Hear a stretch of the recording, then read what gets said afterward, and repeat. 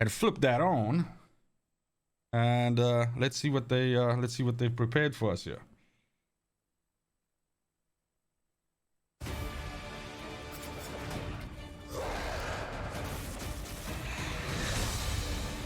Oh fuck. Okay. Look, I know that sometimes it's not like good that I like jump in the whole time and talk, but then again, maybe that's the whole point of this, you know, us watching this together. But I those of you that know a little bit about Diablo lore, I do hope you know that they just showed us fucking Andariel.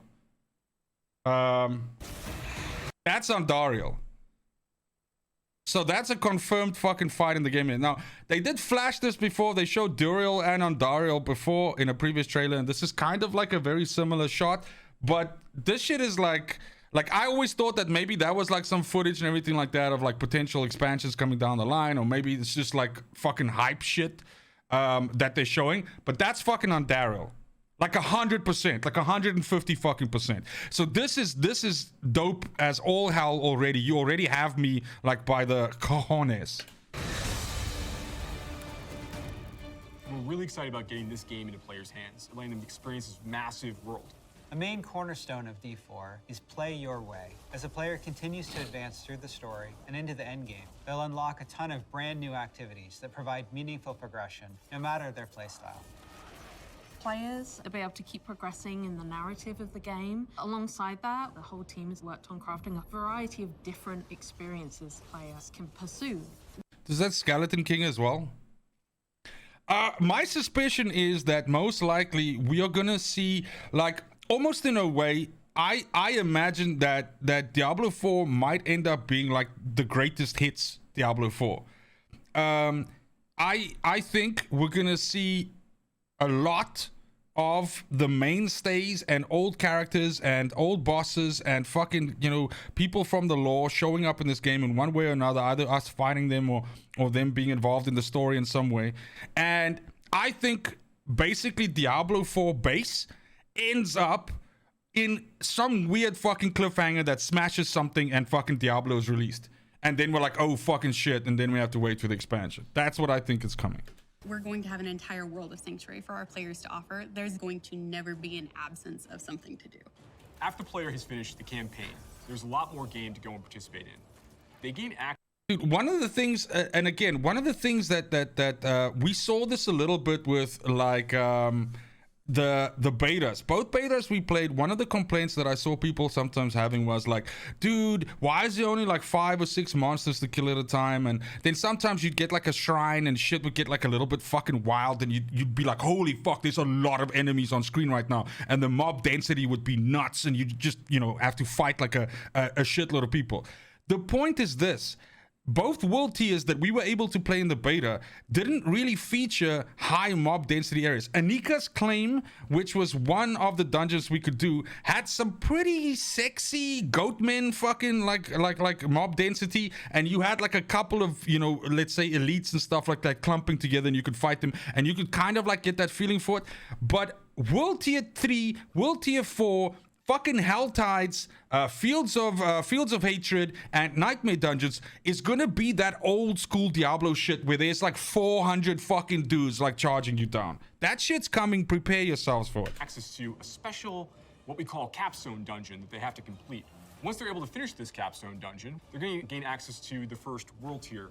As you complete the world tier, it will open up the opportunity for you to go into your next world tier. That involves unlocking powerful loot, new items, and more advantages for your player to have a better opportunity at endgame. Whether you're a fan of dungeons, PvP, or just roaming around the world, there's a way to continue your Diablo adventure long after hitting max level. Let's fucking go, man.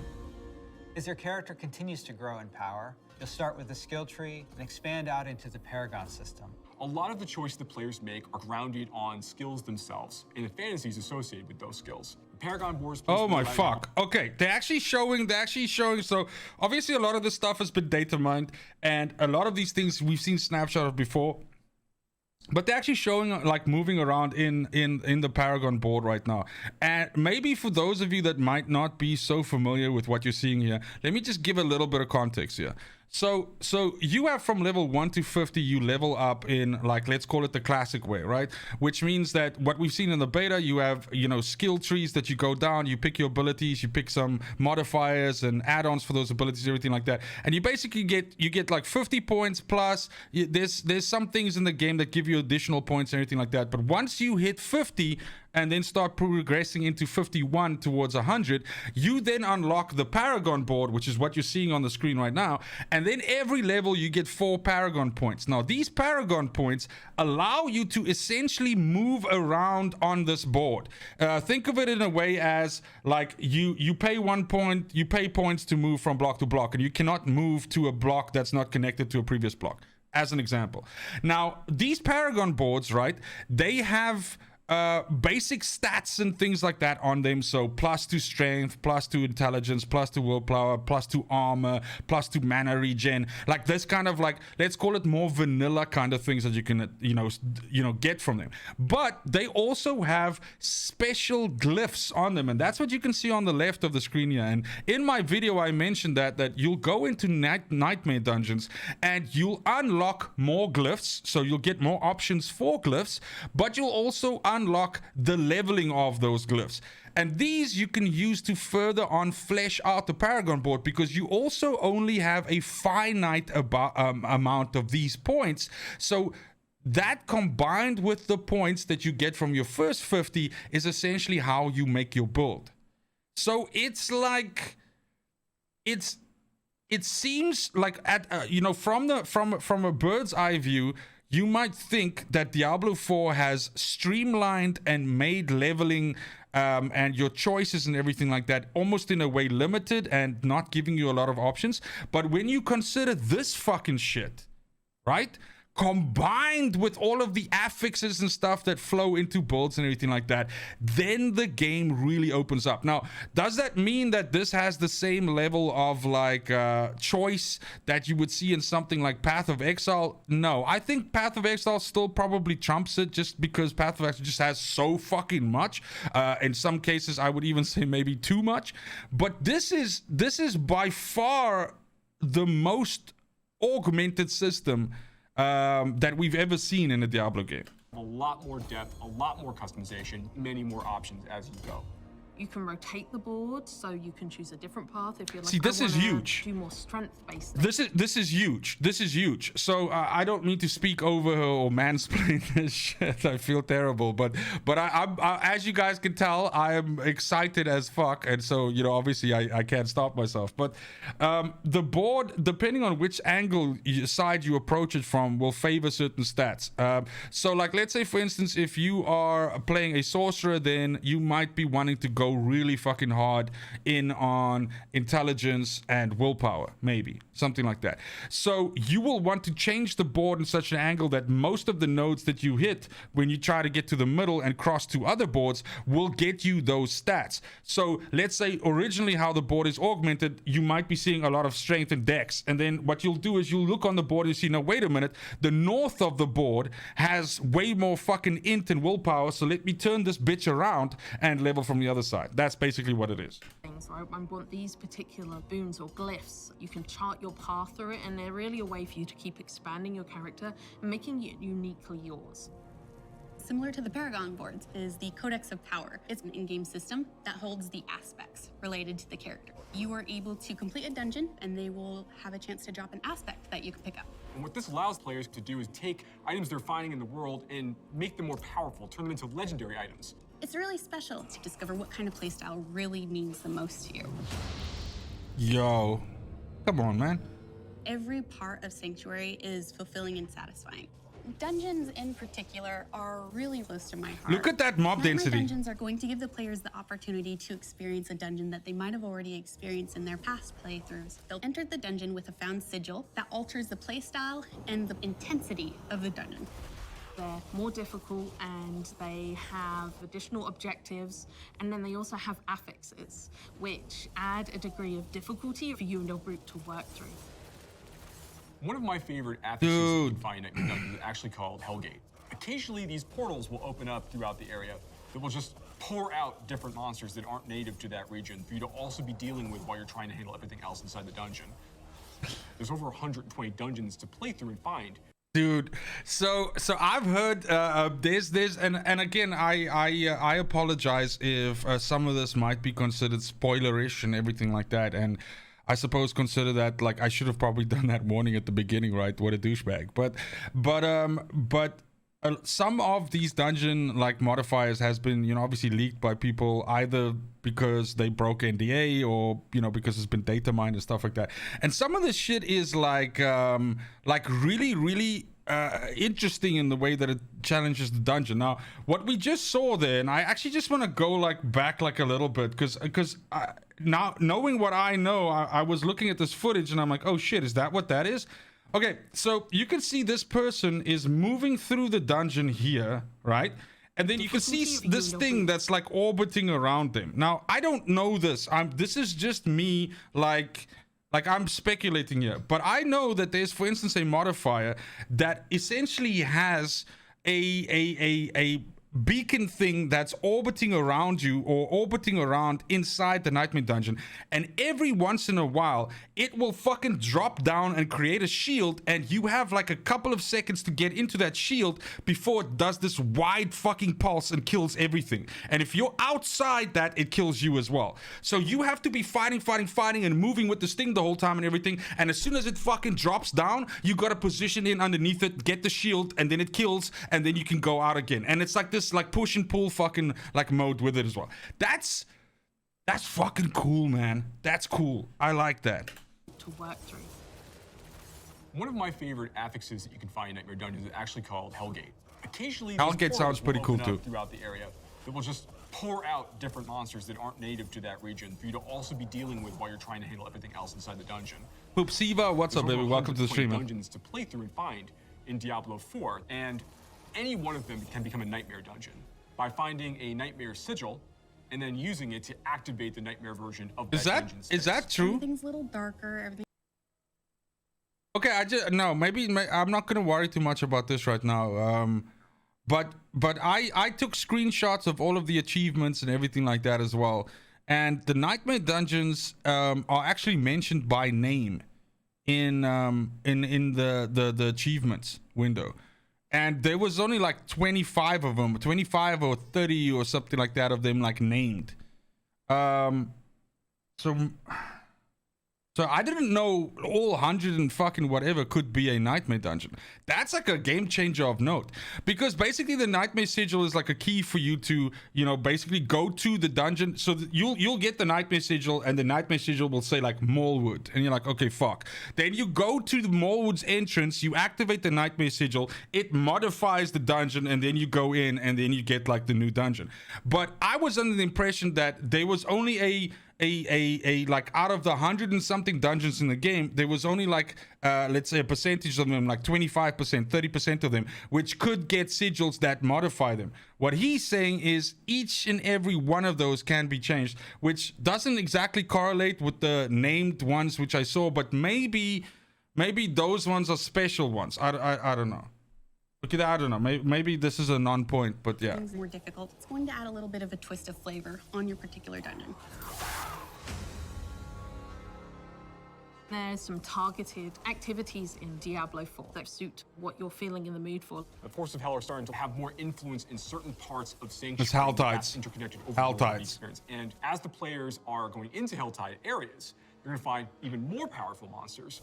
And by killing them, they'll be able to gain these special shards they can take to go and use to purchase these big rewards that are available at these caches that are found literally throughout Helltide areas. The sky darkens and the rivers run red, meteors fall from the sky, and the monsters get harder.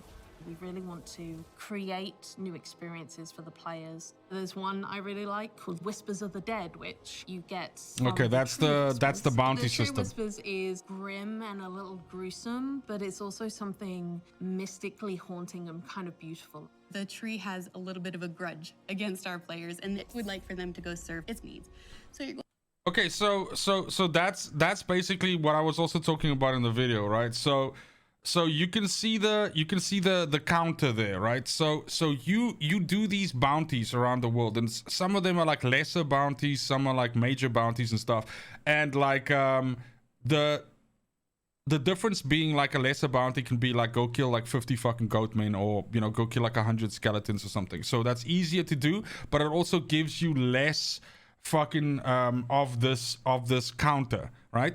And then there could be one like go do a world boss, right? Or kill fucking, or do 5 dungeons or whatever, right? And that's going to give you more progress on this bar. But the point is, every time that you fill this bar up, right? And I believe that it's going to be tied to a daily system. So maybe you can get like a maximum of 3 of these chests a day, or 5 of these chests or whatever. And then the shit refreshes like every day with new bounties and things that you can do. That allows you to go to the fucking tree and swap this shit in. And then what you can do is you can target certain caches. So you could be like, I want like a fucking cache with just, you know, swords, or I want a cache with just bows, and that's gonna offer you a bunch of those items, which you then go, okay, I want this one, and this is gonna have a reasonably decent high chance of rolling like legendary. So if you're like, fuck man, I need this one specific legendary bow to make my rogue fucking ranged build work, then this will be a way for you to basically in a way focus and target that kind of item to try and find what you're looking for. Its needs. So you're going to go serve these bounties, gather different rewards, different items, and bring them back to the tree in hopes that it can exchange you something really meaningful. There we go. There we go. Collection of one-handed weapons, collection of boots, collection of gauntlets. You see? So that's it. So it's going to be a way for you to basically target. Up to the Fractured Peaks and take out some werewolves that are rampaging in a town. They're contained activities that you can do alone or in a group. We really wanted to create variety for people to be able to spend time where they wanted to in the world. It's very cool the way it's been put together, and I can't wait for people to see it. That's a decent amount of XP right there, 144,000. I don't want to see a monster get hard. We have a focus on the world of Sanctuary, and there are parts of that world that we call the Fields of Hatred, where Lilith's presence PvP, in baby. Sanctuary has begun to seep through and manifest these poisonous areas throughout the world. When players go to these regions, they get to engage in player versus player conflict. These offer opportunities for the player to collect shards. But there is a little bit of a catch. In order to get these shards back to town, you'll need to purify them. Other players will definitely know that you're attempting to purify your shards, so you'd better be prepared to fight if you're going to be... This reminds me so much, I said it in my video, but this reminds me so much of the Dark Zone shit, because the point is, you don't have to PvP people. When you go into Fields of Hatred, you aren't automatically PvP flagged. You have to actually basically, you know, say, hey, I fucking want a PvP now, to flag yourself, and then you're able to outright attack fucking, you know, players directly. Otherwise, what people in the end game closed betas and stuff have been saying is that you oftentimes had groups of people that were grouping up inside Fields of Hatred to just kill the enemies instead, because the mob density in there is really good. You get a lot of these fucking shards and shit, which is another gambling mechanic in the game. So we know that from the betas, we were using obols to gamble in town and get like you know, like multiple runs on, you know, like items and stuff like this. This is a secondary gambling mechanic that probably is weighted maybe a bit higher towards like possibly rolling like legendaries and things like that. But this is also, by the way, a fantastic way to get cosmetics. That's the other thing. So, but the point is that you don't. Of course, you're gonna have people that will have like cookie cutter meta builds and stuff that will go in there and maybe group up and try to shred fucking people and everything like that. But just like we saw in the Dark Zone in Division, you will also have like almost like, the way I could put it, like friendly squads that are teaming up and that are essentially just trying to farm the PvE content, and that these guys will essentially band together against the PvP guys. So it's a very similar system in my head. Obviously, I haven't fucking played the shit, but in my head, it's a very similar system to that, and I kind of fucking like it. I like the fact that you can go into this area actually seeking to do just some enhanced version of PvE with other players, with the potential situation that you might run into a little bit of a dogfight with like some other dudes. I like that. I like the push and pull of that. I think it's fucking cool. playing any PvP, and be prepared that you might lose some stuff in the meantime. Once they've got the purified shards, they can take these, go back to nearby towns to sell them, and then use that to buy a whole bunch of like interesting items and rewards. It's a place for people who really love PvP and want to still get loot and still increase their character's power. If that's the way they want to play, they can. It's all about launch choice, is baby. Just the beginning. One of the things we're really focused on is creating a living, breathing set of updates for players to engage with after the game has gone live. It's really just going to be a way to keep coming back and experiencing more Diablo 4 in fresh ways. We're really eager to hear all of your experiences and just enjoy the entire story with you all.